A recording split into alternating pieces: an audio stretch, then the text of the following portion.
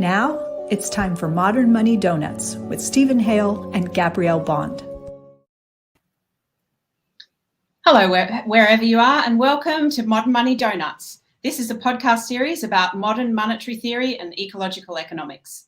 My name's Gabrielle Bond. I'm the CEO of Modern Money Lab and organiser for the Sustainable Prosperity Action Group here in Adelaide, South Australia. And my name's Stephen Hale, and I'm an economist at Modern Money Lab and adjunct associate professor at Torrens University. So today we'll be talking to Professor Fadhel Kaboub from Denison University in Ohio, and he's president of the Global Institute for Sustainable Prosperity, which is where we took our name. We're talking to Fadhel about the big bogeyman of 2021 and 2022, which is, of course, inflation. Yes, we'll be asking Fadhel why the inflation rate spiked recently in the US and why so much of what we hear about the causes of inflation and the best way to manage inflation risk is misleading. So how does that tie in with sustainability and what we were talking about last time? The inflation scare in the US is being used at the moment as a barrier to the Green New Deal and to the Biden Build Back Better package, and the problem of building what we last time called a distributive and regenerative economy. I could quote from Fadhel, actually, from a recent interview that he did. He said, if we lose this debate right now, for the next several decades, they're going to use this pandemic and fuel the narrative that what caused the inflation of the pandemic was the spending on poor children. And they're going to be doing that whenever we address issues related to inequality and whenever we address issues relating to building a sustainable economy and addressing climate change. So we need everyone to understand and get over the bogeyman, to use your word for it. Yeah. So I think you had a chart that we were going to have a quick look at before we get started. Yeah, if that can come up on the screen. Just it's not a particularly, it's not a chart I took a lot of time over. We have inflation data here for the US and for Australia and Japan. And what you notice, just taking a quick look at this chart, which is based on the annual rate of increase of the consumer price index in the three countries, is that the US had a spike, as everyone knows, in the official inflation rate up to 6.8% in November last year. We've had something of an increase in our inflation rate in Australia, but so far, actually, it's not gone above our central bank's target band of 2 to 3%. So we've not had the same surge in inflation in Australia as in the US. And in Japan, they haven't had a surge in inflation at all. Now, this is suggestive that the cause of the surge in inflation in the US can't simply be put down to monetary policy and to fiscal stimulus or government spending, because all three of these countries had big support packages during the pandemic. And all three of these countries had zero interest rates, or in the case of Japan, for a long while have had negative interest rates. Yeah, amazing. So I think it's interesting that the inflation spike has been centered particularly in the US, Europe too, to a lesser extent. And we might want to think about why that's the case. But let's ask the expert. Absolutely. So we have Fadhel waiting to come on the screen with us. Fadhel, a really very warm welcome and thank you so much for coming on our show. Thank you, Gabby, and thank you, Steve, for having me on the show. It's a pleasure. So the standard prescription for inflation we hear is for central banks to raise interest rates and federal governments to cut back on their spending. Can you tell us what's wrong with that approach? Well, what's wrong is that both of those strategies, raising interest rates and cutting government spending, scaling back the fiscal policy intervention, will probably do exactly the opposite of what we want. And here's why. Because when fiscal authorities abdicate their responsibility and kind of exit the economy and hand the keys of the economy to the central bank, they're assuming that the central bank has the right tools to target the sources of inflation and as a result tame inflation. And we know that the central bank, the main policy tool they're going to use is simply raise interest rates. And what I've been arguing, what many MMT economists have been arguing over the last several years and decades now, is that typically the main sources of inflation are way outside the jurisdiction of the central bank. That is to say, the main areas where we see inflation pressure points building up have to do with two key areas. One is the shortage of productive capacity, supply chain disruptions, and this is even pre-COVID. And so that kind of inflation is not going to go away by spending less, and it's not going to go away by raising interest rate. It only goes away if we actually build more productive capacity, which can be done with an industrial policy, with strategic fiscal policy intervention to invest in education, training, infrastructure, technical skills that will help countries boost their productive capacity in strategic areas. And this is true at the national level and at the global level. And then the second area where we see inflation pressure building up pre-COVID even, and in some cases even more so during COVID in the last few months, is what I call abusive market power, price setters in key industries who can raise prices simply because they can. And when they saw the panic around the pandemic disruption and shortages, they abused their power even more, especially in the US, to raise prices. And again, that kind of inflation is not going to go away by raising interest rate. It can only go away by taxing and regulating that abusive market power out of existence, by democratizing those markets and making those markets more competitive. And that's precisely what fiscal authorities are not going to do, because they told us so. Number one, they're not going to spend more on strategic areas to unclog the supply chains and build up productive capacity, invest in the kinds of skills we need to staff those industries. And number two, we know that they're not going to tax and regulate abusive market power, because they're brought to you sponsored by super PACs, by those same price setters in key industries that we're talking about. So on the fiscal side, we're doing exactly the wrong thing. On the monetary policy side, we're raising interest rates as a form of collective punishment that has nothing to do with the sources of inflation, other than taming demand, raising the cost of doing business across the economy, and effectively throwing people under the bus. And that's the sad part of this reality. Yeah, I mean, it seems to me that small increases in interest rates are not going to achieve anything, and might even add to inflation rather than subtract from it. You can certainly kill off inflation, particularly when asset prices are so high, if you push interest rates high enough, but only by creating a financial crisis and a prolonged slump. As far as central banks taming particular sources of inflation related to financial assets, they can do that partly by raising interest rates, but even more effectively by regulating actual financial markets and going after speculators and that kind of stuff. But the general kind of inflation that we're seeing today, that's clearly related to pre-existing inflation pressure points in key areas of the economy. I'll speak here specifically about the US. We've known for a long time that the sources of inflation are real estate, energy and transportation, healthcare, education. There's nothing that the Fed is going to do by raising interest rates that will affect those sectors. And number two, abusive market power. There's nothing that the Fed can do to address the health insurance industry power in the US, the telecom power in the US, the oil and gas power in the US is completely disconnected from their jurisdiction. Why do you think that this is so persistent, the view that achieving low, stable inflation is the job of the central bank, and the only way to do this is to manage interest rates? Because after all, in country after country, for most of the last decade, inflation has been below the central bank's target range for a long period of time, and interest rates have been cut and cut and cut again. They haven't managed to create inflation by cutting interest rates. So why do they think they can manage inflation simply by pushing interest rates back up? Well, for a number of reasons. I think this dates back to decades worth of economic theory and policy that has built this narrative and solidified the idea that inflation is going to increase every time you have large government spending and deficits or strong consumer purchasing power related to strong labor unions and generous social policies and welfare policies. That was the case in the U.S.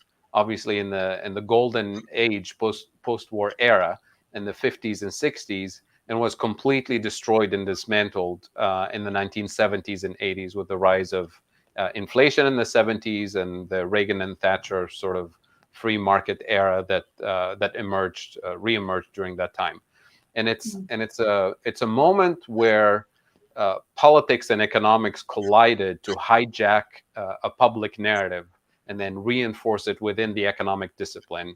And it's the following narrative. And I think we're about to the quote that you cited earlier, Stephen, in the beginning of the show, is really my biggest concern today, which is we're about to relive another hijacking of an inflation episode to reinforce those conservative public policies for several decades. So what happened in the 70s? We had a conflict in the Middle East. Oil prices went through the roof because of that conflict. Had nothing to do with consumers in the US or labor unions or any change in public policy in the US. But that was used as an excuse. As soon as oil prices went through the roof, inflation rippled through the US and Western Europe and the rest of the world, obviously, because it's a basic input. It's a cost of production throughout the system, essentially. And the narrative that was hijacked, they say, aha, we told you all the big deficit spending and welfare spending is going to cause inflation eventually. So what did we do? Instead of tackling the source of inflation, which is a geopolitical conflict in the Middle East, what did we do? We raised interest rates and we cut public spending. Yeah. In the US, effectively throwing people under the bus, raising the cost of doing business. And that kept fueling inflation, actually, not reducing inflation. Eventually, what reduced inflation in the first instance was Jimmy Carter deregulating the natural gas industry in the US, which started the fracking frenzy. And natural gas was obviously a substitute for imported energy. And that started to tame a little bit the inflation pressures in the US economy because it reduced oil imports. And number two, eventually what killed the source of inflation was finding a peaceful resolution to the conflict in the Middle East by signing peace accords. And that eventually brought down oil prices and killed inflation.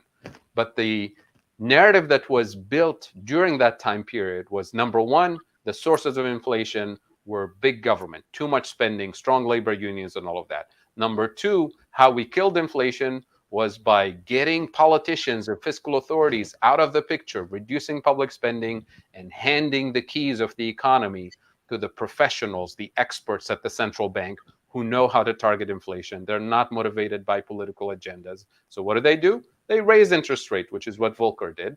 And that was the narrative, the confirmation that independent central banks, not politicians, not Congress and parliaments and MPs, they know how to deal with inflation. Politicians, fiscal authorities, they only cause inflation with their generous spending, hoping for more votes from their constituents. So that's the narrative that we lived with for decades, not just in the US and the Western world, but across the world, right? Independent central banks know how to do it.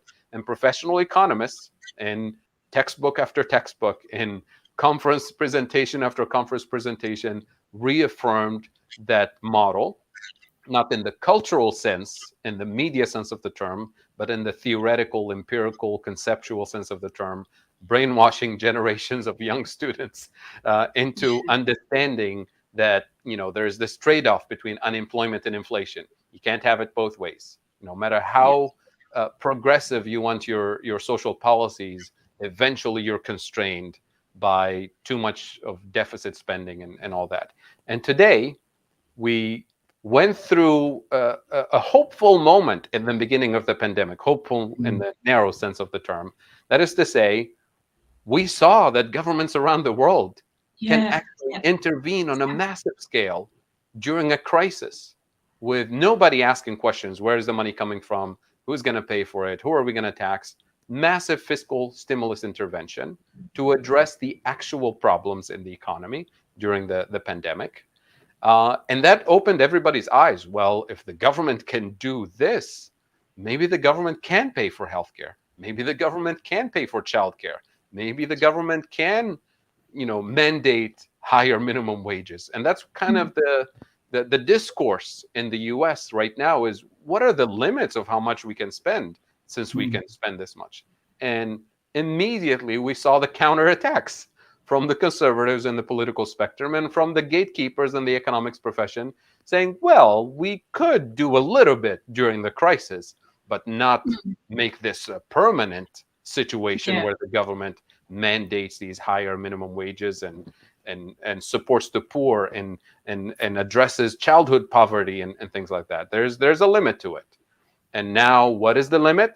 Too much inflation. And of course, inflation kicked in. And now they're saying, aha, we told you, we can't go beyond this. Now we need to scale back because inflation is going to, destroy the system.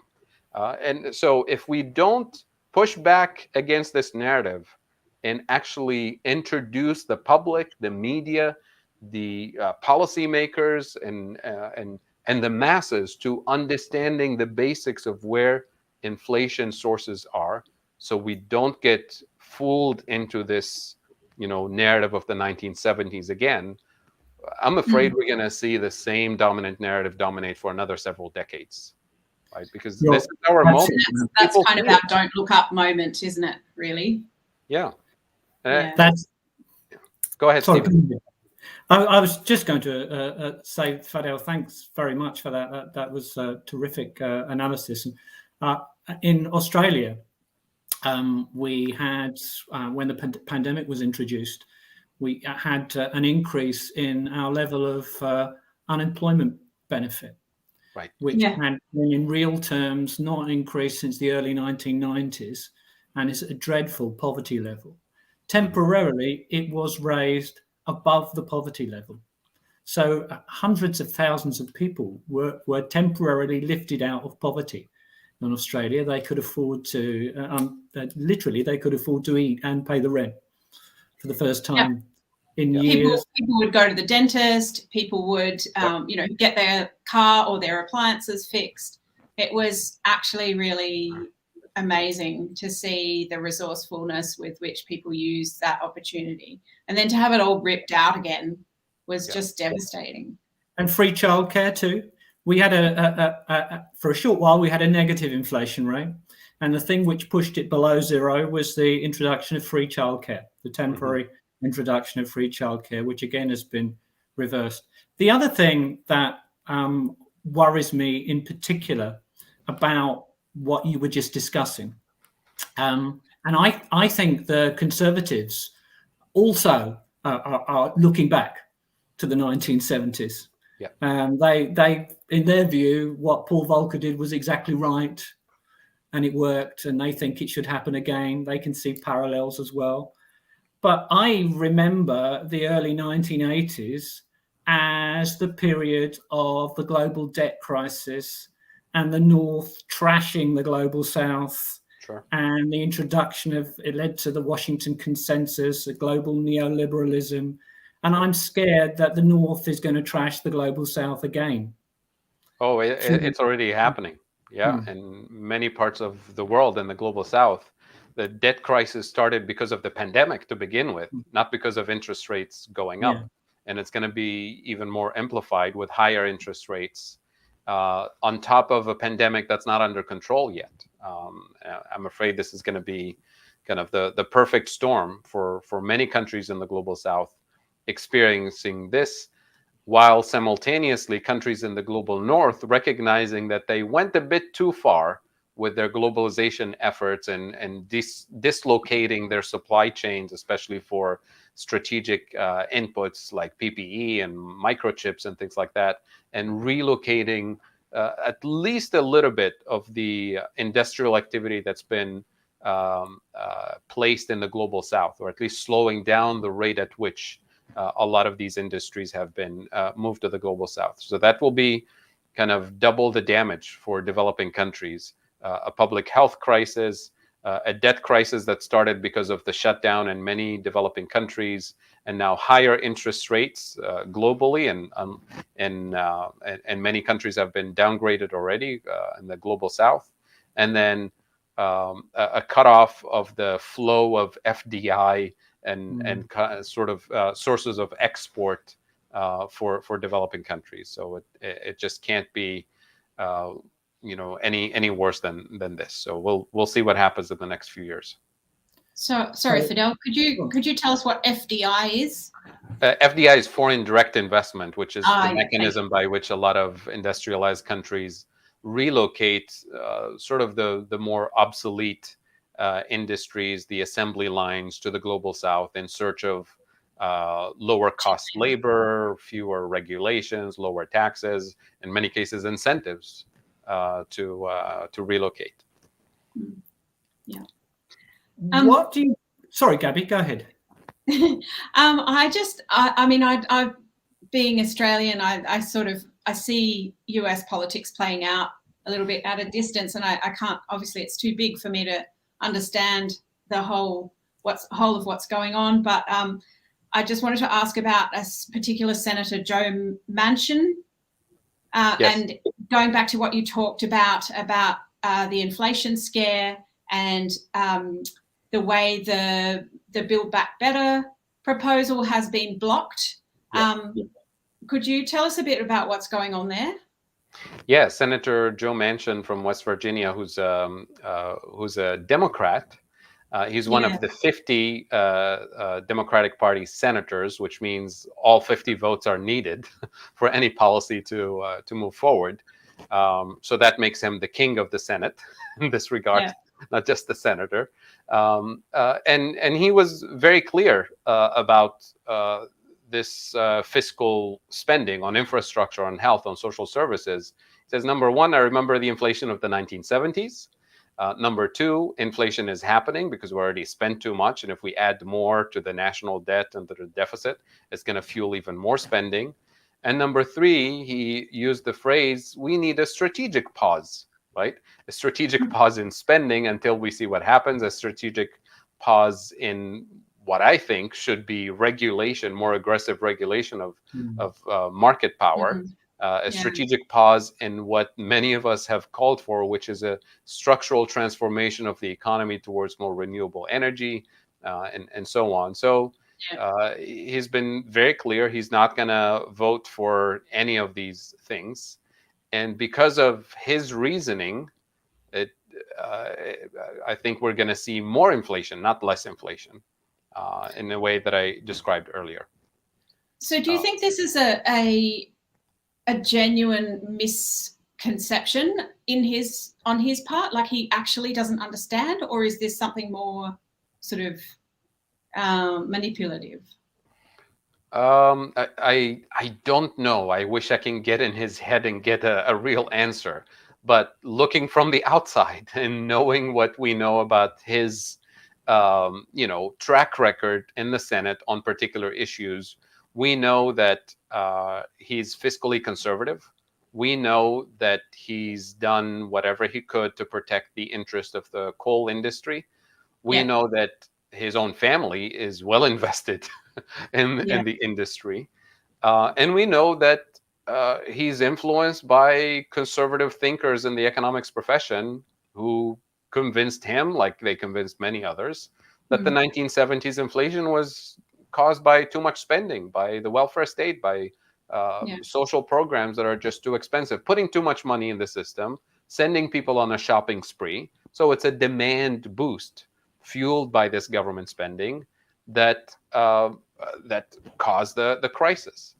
And even President Biden, who's not your most progressive person in the world, the other day made it very clear that there's this debate that he's dealing with right now in the political landscape between people who believe that this is a problem, inflation is a problem of too much demand. And he said a debate between people who think that we can boost the supply to produce more to meet this additional demand. So that brings him closer to the MMT camp, which is, yes, boost productive capacity, but that's not enough. Boost productive capacity and go after the oligopolies, the price setters, Yeah. and that Yeah. becomes a little bit tricky. And I haven't seen enough action to indicate that this is where the United States government is going in a very serious way, other than few rhetorical statements here and there about people taking advantage of the crisis to raise prices and things like that. Yeah, I think a very similar thing is playing out in Australia. We have a federal election coming up in a couple of months, really. It's legislated that it has to be held by the end of May, the 21st of May. And, both of our major or our larger parties are talking about budget repair and who is the most better economic managers. And yeah, I guess we're in a way a smaller microcosm of what's happening in the US.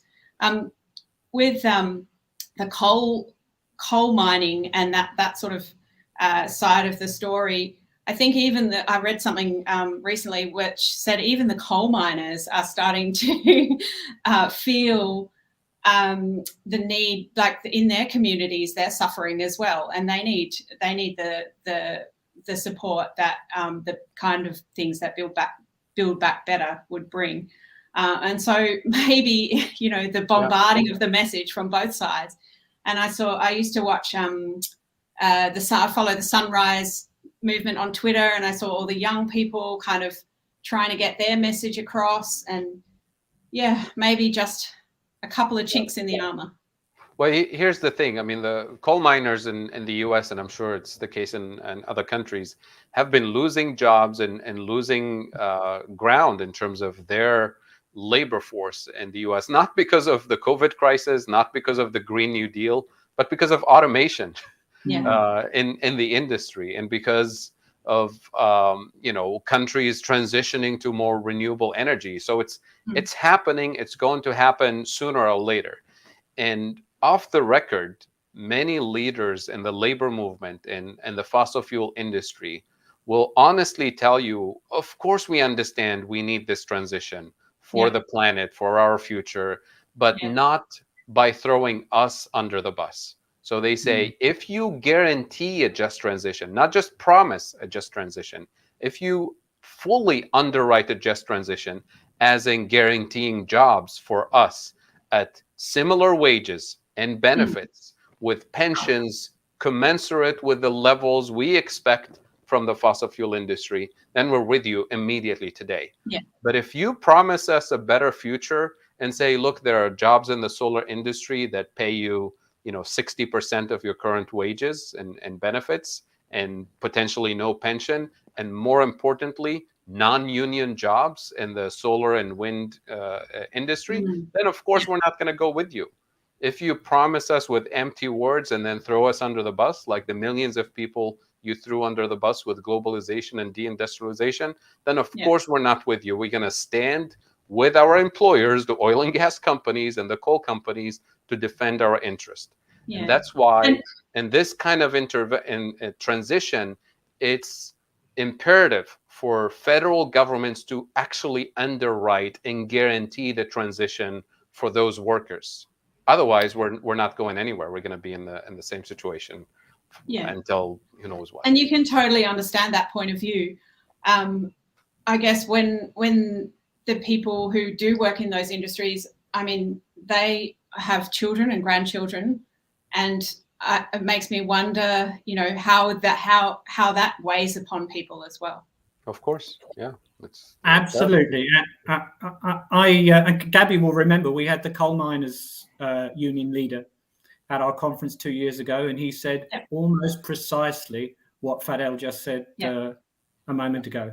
And as far as fossil fuels are concerned, generally, one of the things that's spiking the inflation rate at the moment, again, is a rise in gasoline prices in the US. And if you want to deal with that sort of sensitivity to inflation, then you need to move away from using gasoline in the future and move more rapidly towards electrifying the power system and investments in renewable energy. And in other words, as Fadhel was saying, and this goes, I think, both for short run supply constraints and for the long run fragility, to we need to be making those strategic investments, to use the word strategic. We don't need to be cancelling them. Yeah, and in the case of gasoline prices going up in the US, it's actually a very interesting phenomenon because it has to do with a couple of things. One is the economy is reopening and there's more demand. Two is that the US Gulf Coast, which is home to a large segment of the oil industry and the refining industry, was hit by a major hurricane early in the season that disrupted production and brought the reserves of oil and gasoline in the industry to record low levels. And then number three, the U.S. doesn't produce gasoline just for the U.S. economy. Our neighbors south of the border, the Mexican economy imports 50% of its gasoline from the U.S. Now remember, Mexico is an oil exporter, and I always talk about big oil exporters in the global south are actually net energy importers because they don't have the refining capacity. So climate change, structural weaknesses in the global south, and heavy dependence on fossil fuels in the US and in the global south. Again, all of these problems, what we've been saying in the MMT community for years now, invest in renewables because it gives you more resilience in the global south and the global north. Invest in renewables because it reduces the debt trap for developing countries and gives them more resilience to external shocks to their exchange rate. Invest in renewables to save the planet and to minimize the impact of these storms and hurricanes and forest fires that we know are going to accelerate. We know, not us and the MMT community, the climate scientists. And the evidence in the last decade, at least, has finally confirmed to us that these events will become more intense and more damaging to climates and environments and economies around the world. So that's your little explanation for the recent increase in gasoline prices, in addition to other issues related to the Middle East again, which has a significant influence on oil prices and geopolitics related to it. Yeah. Thank you so much, Fadhel. We perhaps better draw it to a close there. We'd love to have you. Before we go, I think just thinking back to what you were saying about generations of economists getting into the ears of Congress people and saying, we can't afford to invest in our communities. We've got to look at budget repair. I think we should just mention, Stephen, perhaps you'd like to say about what our project is for the next little while that you and I are working on together. I think that's important to add. We're working on a variety of projects. Which one are you I'm talking about the courses that we want to run. Okay. Oh well, yeah, we are, as Fadhel already knows, and I think we've mentioned before, we are working on setting up a series of postgraduate qualifications, hopefully, which is going to train a whole production line of MMT and ecologically trained economists in the years to come, who we hope will end up, and we've got faith that some of them will end up, in our big financial institutions and, more importantly, in our big policy institutions as well. Yeah, that's very important. We're doing that with the help of Phil Lawn. Actually, perhaps it would be good to mention now that next week we're going to get to talk to Maren Poitras, who is playing an important role in promoting modern monetary theory in general, about her movie that she's been making, Finding the Money.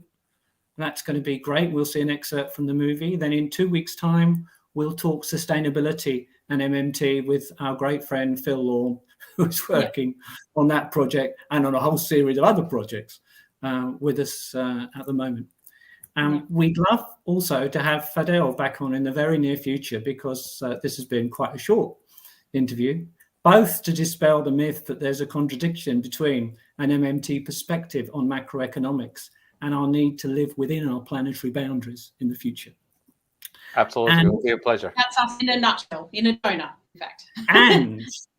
and talk about, as he often does in a variety of places, monetary sovereignty and the global south too. So that's actually 2 slots. So we'd like Fadhel to come back on, if you don't mind, more than once in the future, because it's great to talk to Fadhel, who is not only a great friend, but somebody I very much look up to as a mentor, and one of the leading MMT economists at what is in so many ways a vital inflection point for policy debates, the future not just of the US economy, but the whole global economy, and for that matter, our planet. So thanks very much, Fadhel. Thank you. It's been a pleasure. Sorry to interrupt. If you want to reach Stephen or I, you can email us at info@modernmoneylab.org.au or find us on Twitter. And at the top of the hour, there's another program on KRTD Media, which is Joe Firestone's show, which is always worth watching and you should never miss. Absolutely. So thank you very much. And Thanks, I'll say Phil. goodbye. See you next time.